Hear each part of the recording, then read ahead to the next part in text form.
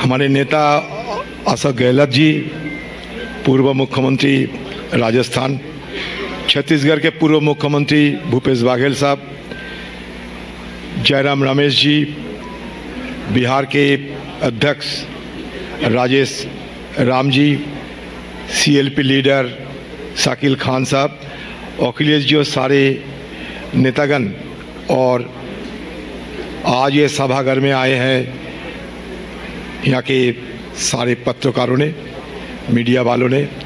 ये सदाकत आश्रम ही है। हम लोग कुछ दिन पहले CWC की एक्सटेंडेड मीटिंग बुलाई थी और उसी दिन से आप लोग भी शायद पता चल गए कि बिहार में इस बार कांग्रेस और सारे महागठबंधन की जितने साथियों हैं, ये सब मिलकर हम लोग बिहार को विनाश से बचाने के लिए, बिहार की हालत को सर्वनाश से बचाने के लिए हम लोग जो कवायद शुरू कर दिए थे वो आपको शायद पता चली होगी।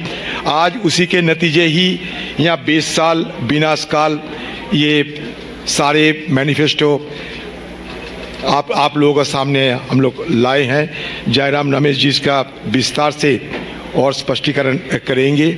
मैं सिर्फ एक बात कहना चाहते हैं कि ये बिहार जहाँ हमारे बुद्ध, जहाँ महावीर, जहाँ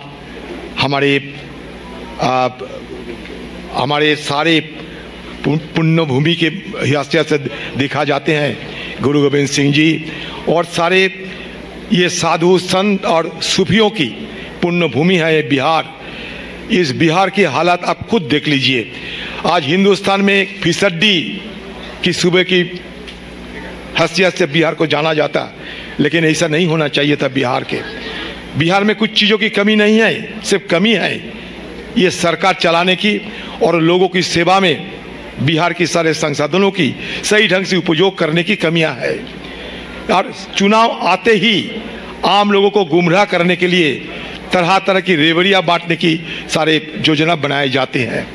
इतने अगर सरकार के पास धन रहते थे आगे, तो क्यों इस समय ये 10,000 की बहनों को लुभाने के लिए 10,000 की एक ऋण देने के बदले जिन ऋण की चंगुलों में, जिन कर्ज की चंगुलों में, जिन बकाया की चंगुलों में यहाँ के माँ बहनों फंसे हुए हैं, उससे बचाने के लिए क्यों ना कर्ज माफी का ऐलान किया गया है। उसके बाद अगर ऐलान करते कि हम ये तो कर्ज माफी कर ही दिए हैं, फिर अगले तारीख में और कुछ देने वाला है, तब ना इनको शोभा देते हैं। लेकिन ये बिहार के गरीबी को ये लूटना चाहते हैं। ये बिहार की गरीबी और बिहार की जो अभाव आम लोग की है, उसको चुनाव के समय उसको वो शोषण करना चाहते हैं।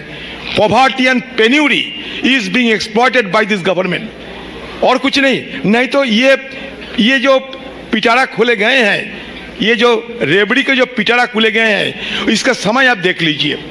चुनाव के पहले इसके घोषणा होता है, क्यों ना 1 साल पहले किए गए, क्यों ना 2 साल पहले किए गए। और इतने सारे धन अगर सरकार के पास रहते तो यहाँ मनरेगा में क्यों 100 दिन के बदले 34 दिन काम मिलते, बताइए। क्यों यहाँ 255 रुपया ये मजूरी मिलते, क्यों? अगर इतना धन रहे तो सरकार के पास नहीं है। सरकार के पास पैसा, ये सरकार फिसड्डी में चल रहे हैं। ये सरकार अभी कर्ज की जाल में फंसे हुए हैं और आम लोग को भी फंसाना चाहते हैं। और चुनाव के पहले गुमराह करने के लिए जो रेवड़ी के बारे में सदन के अंदर भारत के प्रधानमंत्री मोदी जी खुद विरोध प्रकाश करते थे। हम लोगों को सदन के अंदर मोदी जी की भाषण आप सुने होंगे, बीजेपी वालों की भाषण सुने होंगे।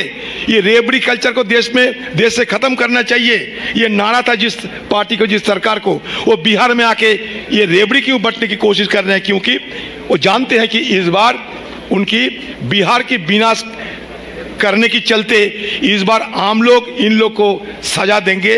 इसलिए ये लोग डर के मारे आम लोगों को गुमराह करना चाहते हैं। इसलिए हम लोग चाहते हैं कि 0.3% की जो फर्क थी पिछले चुनाव में, उससे आगे जाकर बिहार में इस बार खर्चा पानी की सरकार, भ्रष्टाचार अपार, इसको खदेड़ने के बाद यह एक सरकार बनेगी आम लोगों की सेवा करने की सरकार।